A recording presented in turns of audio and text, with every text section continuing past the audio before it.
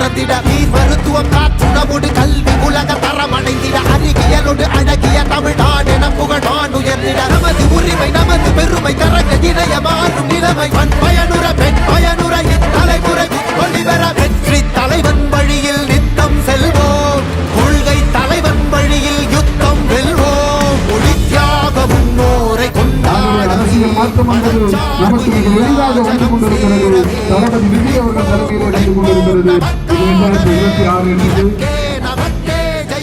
நம்முடைய தலைவர் தளபதி அவர்களை ஆட்சி கோட்டையில் அரியணையில் உட்கார வைக்கும் வருடம் 2026 தளபதி முதலமைச்சராக அன்று சொன்னார் கலைஞர், நெல்லை எனக்கு எல்லை, குமரி எனக்கு கொல்லை என்று.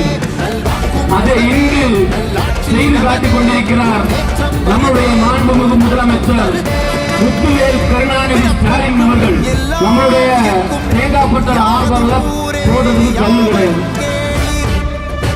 ஆனா தனியாருக்கு காரைவாரத்திற்கும் விழுந்த ஆர்வருக்கு ஒரு நாள் 800 வாகனத்துல கன்னியாகுமரி மாவட்டத்திலிருந்து கல்கள் கொண்டு செல்ல முடியும். கேரளாவுக்கு கிளம்புறாங்க. இதையும் நம்மளுடைய தமிழக மக்களும் கன்னியாகுமரி மாவட்ட மக்களும் நம்மளுக்கு இங்கு பாதுகாப்பு வழங்கி கொண்டிருக்கிற காவல்துறையும் அதையும் பார்த்து கொண்டுதான் இருக்கு. 2026 தளபதி அவர்கள் அந்த நாற்காலியில் அமரும் போது தமிழகத்தின் சட்ட ஒழுங்கு சரிவர நிலைநாட்டப்படும்.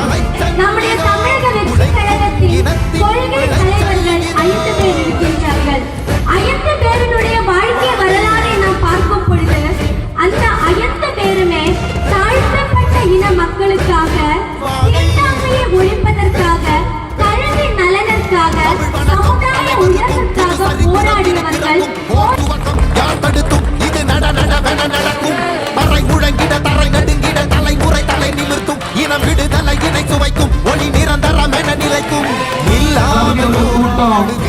கூலி கொடுத்து வர கூட்டம் இல்ல, கூலியை விட்டுட்டு வர கூட்டம் நான் சொல்றேன். அதுக்கு உதாரணம் இந்த கூட்டம் தான்.